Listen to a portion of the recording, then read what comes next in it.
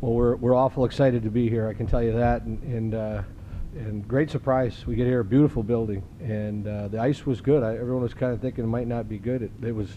You can tell by tomorrow the thing's going to be ready to go. So they've done an excellent job with the facility. Good setup downtown. We can walk. We feel at home right now, and I know you put a lot of work into this, so we're sure appreciative of it, and we're excited to be here. What that meant for the program to win the league title?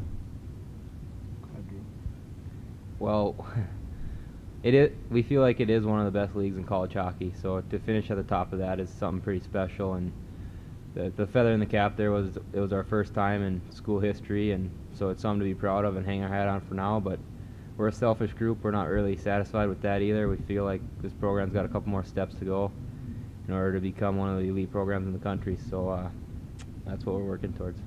You know, I don't know, 25, 26, I don't know how many years I've been coaching, but it's an awful lot. Every once in a while, one of these teams rolls around with a group of kids with character that zero maintenance, their work, and I have to talk about it because you don't get them every year in coaching. I can tell you, most years you've got a few headaches and things you deal with. This is just a tremendous group of young men that came together, and it was almost from day one.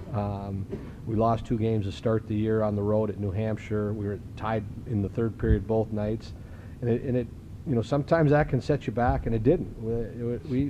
This group just held on.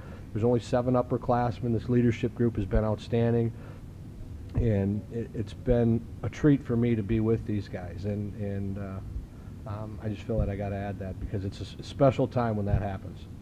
I think we kind of got a little new energy shot into us when we realized we were in, and guys were pretty excited that you know, we were fortunate enough to get into this tournament. Okay, well, these guys could say more about it, but I take a lot of pride in a disciplined program. We're one of the lowest penalized teams in the country every year. I like short hair. This summer, it started in the playoffs last year, and then the guys disappear there at the end of the season. They came back in the summer, and it was still a tad long. And I don't know if it was started as a cause or just a young guy making a statement, and then a pile of them turned it into a cause for cancer, loves a lot, or locks of love. And I was not on board because like there were 7 or 8 of them, and that just looked too shabby. But then the Twin City media caught hold of it, and they came down and did stories on it, and then it got out of a coach's hand. It was a great story, you know. And then I just turned to the guys and said, okay, you're going to stick with it. You're not cutting it. And I think with a few of these guys, it's awful hot. And they've had this first month when they were living through that, they had to adjust to it because I don't think it's very comfortable under their helmet. But it's been a good story. They've rallied around it. I think there are 8 of them that are, well, you know which 8. I mean, we're not a good-looking team right now. But it's a excellent cause, and it kind of tells you the type of guys we have. And I like it when the story gets out of why we're doing it, so people know that we just don't look that way. Well, it's a pretty special group, and just to be mentioned with the name there is kind of important, but I'm not really about the personal stuff. You know, I'm more of a team guy, and so we have bigger goals in mind than that, and that's something. If it happens, it happens. It's really out of my hands. Just go out, work hard, have fun, and hopefully us 3 up here can lead this group to a couple wins. What about the Player of the Year honors? And you also were the student athlete. Hadn't happened in like 50 years. Can you talk about those? It had never happened in our league, Never where in your the league? the Player of the Year was also the student athlete of the year. Well, like I said, there's so many good players in our league, and I mean, any one of them was capable of getting that award. It just happened to me this year, and you know, I was just fortunate enough to be around a successful team, and you know, play with some good line mates and get a few bounces, and then all of a sudden you're named one of those type of things. So, really fortunate and all of that. But like I said, it's really just something to look back on right now. It's our focus is winning hockey games, and you know, I'm just glad to be a part of that. Coach, can you, obviously he's humble, and most of you guys are, but can you talk a little bit about what Drew has meant to your program and to your team this year? Well, I tell a story, and I've never heard him say it, but the injury he went through a year ago and those of us that were there, it was one of the worst injuries, outside of catastrophic that I've seen. It was the Joe Theismann, compound fracture, game 11, and it silenced us. Because Drew's one of, he's one of the better senior. He's your leader, one of the best players in the country. And then as the next couple days unfolded, there was some false hope that you might get him back at the end of the year, which was never going to happen. It was a 7-month recovery. But in a time in our sport, we lose underclassmen all the time now. And those of us coaches, a lot of guys think we're preaching to our kids to stay in school for the right reasons. They think we're kind of selfish on it. But I think a lot of players, when they do leave, I do think early, I think a year or two later, I think they do question it once in a while, maybe many times, should they have left. Well, here was a guy that lost a senior year and had to, on the Monday after, he was back in class in a wheelchair and on our bench at practice. And he didn't leave our side last year. And he was there every day at practice. He was there for every team function that we had. And I think he felt, and I'm speaking for you, Drew, but I just think that there was something in Drew that when he lost it, he wanted it back. And you don't see some of the best players in the country coming back for a 5th year. 4-time all-academic kid. And I think he really believed he had unfinished business. And the pro could wait. And we benefited from that bad accident as a program, and all of us did. And then, it happened again the start of the year. This guy went down to an injury.